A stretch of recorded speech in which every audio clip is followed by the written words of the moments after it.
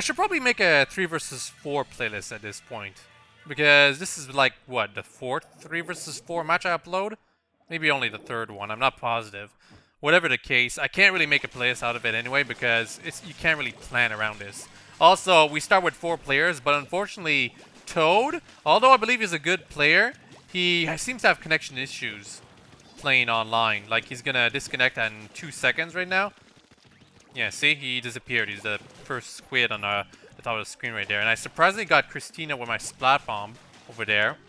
And I am playing with the Octobrush Nouveau, as some of you may have noticed.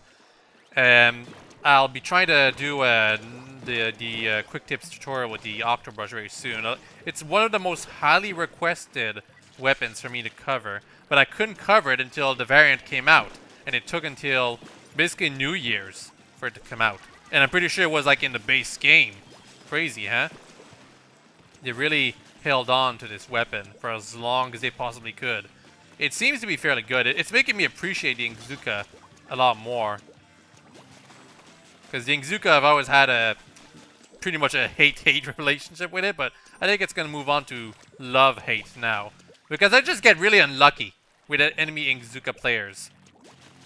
Always suddenly firing their shots out of nowhere, and it always manages to hit me, at least in the most annoying moments. I suppose it doesn't really anger me when we're playing in the Turf War because it's all casual, but in ranked, cannot stand it.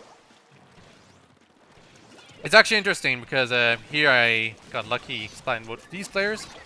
It's actually interesting because the lack of Kraken on an Octobrush is really confusing to me.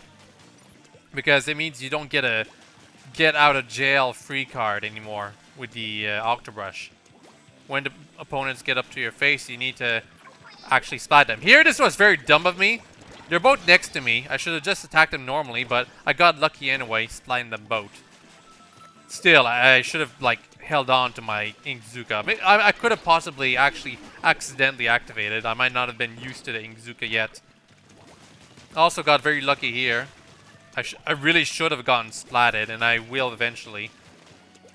Also doesn't help that there's a bit of lag going on. Yeah, right here. Finally got shot by the E-Liter 3K. Very popular weapon, even though it's been nerfed. I personally would actually...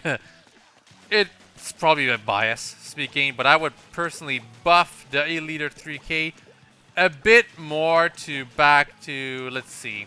The way it would calculate its damage as you were charging your hit was... originally, it was 40 to 120, so more than enough to splat someone. And then it's been nerfed to 40 to 100, or 99.9, let's say. So you can no longer splat someone with without damage ups, and without fully charging your hits or something like that. I would personally rebuff it to 40 to 105 or 10. So you wouldn't have to charge completely to splat someone, but much more than like in its original version. Anyway, yeah, this was this match. I'm sorry I didn't commentate on it specifically, but it did feel a bit entertaining for what it's worth. You guys agree?